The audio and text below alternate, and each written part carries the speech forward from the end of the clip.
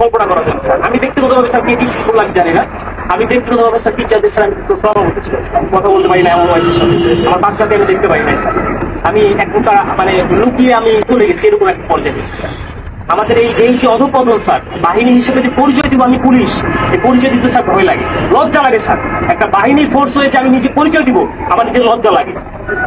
আমাদের আমি একটা ছোট উদাহরণ দিই স্যার, আমি আসার পর যতটুকু দেখছি, এই যে জাতীয় সংসদ নির্বাচন, শেষ যে নির্বাচনটা হয়ে গেছে স্যার, এই নির্বাচনে একক যে নির্বাচনটা হয়ে গেছে, পুলিশকে ব্যবহার করে যে নির্বাচনটা হয়ে গেছে, নির্বাচনে সারা বাংলাদেশে এককভাবে মামলা হচ্ছে স্যার। কিছু মামলা গায়েবী মামলা, যে মামলা কোনো ভিত্তি নাই, এই মামলাগুলো আমাদের কি দিয়ে করাইছে স্যার। সাধারণ জনগণ যারা আছে, বিএনপি যারা আছে, জামাত, যে কিছু জানেই না, তাদেরকে আমাদের গ্রেফতার করা লাগছে স্যার। জনগণের মধ্যে আমাদের যে শত্রুতা দৌরাত্ম সৃষ্টি হয়েছে স্যার, এই সাম্প্রতিক সময়ে একটা বিষয় থেকে আমাদেরকে নির্দেশনা দিচ্ছে যে এলাকায় কোনো বিএনপি জামাত থাকতে পারবে, এলাকায় কোনো অন্য হিন্দু ধর্মাবলম্বী কোনো কিছু থাকতে পারবে না। আমার এসপি স্যারকে তো আর মানুষ জানে না যে এটা আমার এসপি স্যারের কমান্ড ছিল, আমার ডিএজি স্যারের কমান্ড ছিল, এটা তো মানুষ জানে না। মানুষ জানে যে এটা আমি একজন সাব ইন্সপেক্টর, আমি এটা করছি। সন্তোষ নামে একজন সাব ইন্সপেক্টরকে মেরে ঝুলাই রাখছিল কি সাম্প্রতিক সময় যখন প্রথম আন্দোলন শুরু হলো স্যার, সেই আন্দোলনে একটা গাড়ি ভাঙচুর হয়, সেটা সরকারবাদী একটা মামলা হয়। সেই মামলার আয়ু ছিল হচ্ছে সন্তোষ, যাকে স্যার এটা জানানোর পরে অনেক প্যাথেটিক একটা ঘটনা স্যার, আপনারা যে দেখছেন হয়তো স্যার, এখানে আপনাদের বিষয়টাও স্যার এখানে আসছে, আমরা সবাই এটা জানছি। তো এইরকম স্যার অনেক বিষয় আছে স্যার, আমরা কথা বলার কোনো সুযোগ থাকে না। আমরা চাই স্যার এই বাহিনীটাকে স্যার, এই যে রাজনীতিকরণ, এই রাজনীতিকরণ থেকে আমাদের দাবি দেওয়ার প্রধান যে বিষয়টা, সেটা হচ্ছে আমরা এই রাজনীতিকরণের মধ্যে স্যার থাকতে চাই না।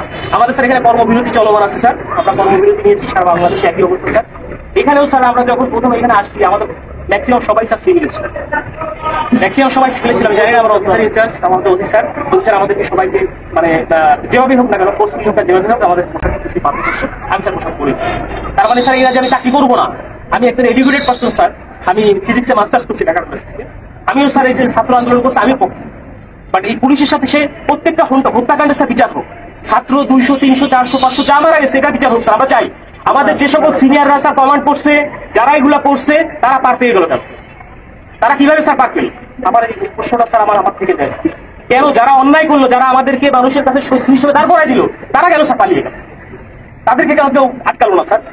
আমরা যারা এই ফিল্ড পর্যায়ে থেকে গেছি, প্রত্যেকটা মানুষের সাথে মিশে গেছি, আমরাই স্যার বিপদগ্রস্ত, আমরা বিপদগ্রস্ত। কিন্তু স্যার দেখেন বাংলাদেশে এখন পর্যন্ত কতজন পুলিশ মারা গেছে, এই মারার সংখ্যাটা কতজন মারা গেছে, এই সংখ্যাটা আমরা এক্স্যাক্টলি জানি না স্যার। একটা বাহিনী হিসেবে আমরা পরিচয় দিচ্ছি, বাট আমি জানি না যে আমার ফোর্স, আমার অফিসার রাস্তায় পড়ে আছে, কুকুরে লাশ খাচ্ছে স্যার। এই কথা দেখার মতো, বলার মতো কেউ নাই। আমরা আসছি স্যার যে আমরা একটা কার্যক্রম শুরু করবো, আপনারা এটা করেন ওইটা করেন, এটা না স্যার। আগে বুঝতে হবে স্যার আমাদের জায়গাটা কোন জায়গায় স্যার, আমাদের চাহিদাটা কোন জায়গায় স্যার, এটা উপলব্ধি করতে হবে স্যার। আপনারা আসছেন স্যার, আপনারা এই ক্লান্তি লগ্নে স্যার বাংলাদেশ সেনাবাহিনী আপনারা বাংলাদেশের সাথে ওতপ্রোতভাবে জড়িয়ে আছেন স্যার। আমরা চেষ্টা করি স্যার। এখন আমার বন্ধু বান্ধব অনেকে আছে যারা আমাকে নিয়ে ঘৃণা করতো, আমাকে খোঁচা মারতো, পোক করতো, তারাই বলতেছে যে দাদোস চলে কাজ কর, শুরু কর, উপলব্ধি করতেছে স্যার। বাংলাদেশে সর্বপ্রথম স্বাধীনতার যুদ্ধে বাংলাদেশ পুলিশ রাজারবাগে যে প্রতিরোধ গড়ে তুলেছিল, এটা তো অস্বীকার করার স্যার কিছু নাই। সারা বাংলাদেশে পুলিশের অবদান স্যার, অনস্বীকার যে অবদান, এটা অস্বীকার করার কোনো সুযোগ নাই। কিন্তু এই যে দলীয়করণ, এই দলীয়করণটা স্যার আমরা চাই। আমরা দলীয় কোনো গণনের মধ্যে আমরা থাকতেই চাই না স্যার। আমাদের প্রধান পয়েন্ট হচ্ছে এইটা, আমরা চাই পুলিশ একটা নিরপেক্ষ স্বচ্ছ বাহিনী হোক। আমরা স্যার মানে আমরা যে এই যে ইউনিফর্মটা পরে রাস্তায় বের হবো, আমাকে অমুক দলের লোক তমুক দলের লোক আমাকে ব্যবহার করবে, আমরা এটা চাই না স্যার। আমরা এখান থেকে বের হয়ে আসতে চাই স্যার। এবং ছাত্র জনতা যারা মারা গেছেন, আমরা বলতেছি যে ঠিক আছে, স্বাধীন হয়েছে দেশ, আমরাও একত্রিত প্রকাশ করি। আমরা কিন্তু পুলিশ কর্মবিরতি দিচ্ছি কেন?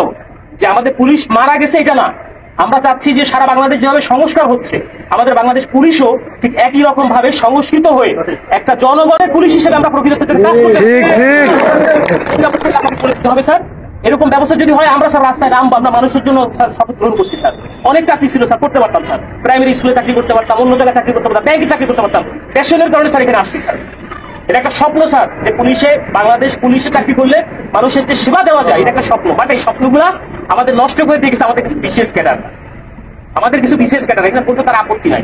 আমার স্ত্রী আজকে আমি লুকায়িত ছিলাম, আমার উপর থ্রেট ছিল, আমি জানি। অনেক বন্ধু বান্ধব ফোন করে বলছি আপনি থেকে না, রাজনৈতিক মামলা আমার কাছে ছিল স্যার, যার জন্য অনেকে বলছে, অনেক শুভাকাঙ্ক্ষী ছিল বিএনপি জামাতে, তারাও বলছে যে ঠিক আছে আপনি সেফলি থাকে। আমি যখন আসছি, আজকে খুলনা থেকে আসছি, গোপনে আসছি, আমার স্যার শেভ করি না, রাস্তায় চেকিং হচ্ছে স্যার, পুলিশ কিনা স্যার, এরকম বাংলাদেশ স্যার আমরা চাই না। এবং আমরা চাই নাই স্যার, আমরা চাই যে স্যার এই জিনিসটা থেকে আমরা উত্তরিত হই এবং আমাদের যে 11 দফা দাবি আছে স্যার, আমরা চাই আপনাদের জায়গা থেকে স্যার যতটুকু করার আমাদের এখানে আছে প্রত্যেকটা জায়গা থেকে যতটুকু করার আমাদের যাতে করে আমাদের স্যার দ্রুত এবং একটা দাবি পূরণ হয়। পুলিশের স্যার এরকম বহু হয়েছে, তোমাদের এইটা দিব ওইটা দিব ওইটা করবো সেটা করবো, কিছুই হয় না। আমরা চাই একটা প্রজ্ঞাপনের মাধ্যমে আমাদের এই দাবিগুলো মেনে নেওয়া হোক।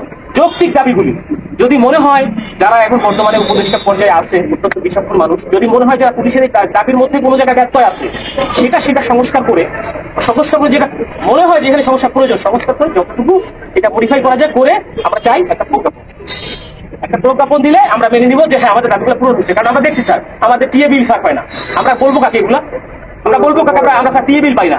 আমার কাজ করতে আমার পকেটে টাকা দিয়ে আমার পুলিশিং মিটিং করতে আমার ব্যানার করতে আমার নিজের টাকা থেকে, আমার ব্যানার করতে হবে নিজের টাকা থেকে, আমার এই করতে হবে সেই করতে হবে উঠান বৈঠক করতে হবে, সব আমার নিজের টাকা করতে হবে। কেন আমার বেতনের টাকা স্যার আমি কোনো জায়গায় খরচ করতে পারবো না। এক কথা শেষ, সরকারের প্রতি কাজ করতেছি, সরকার আমার বেতন দিবে, আমি আমার পরিবারের পিছনে ব্যয় করবো। আমি কেন আমার নিজের টাকা দিয়ে আমি ব্যানার করে কেন করতে যাবো?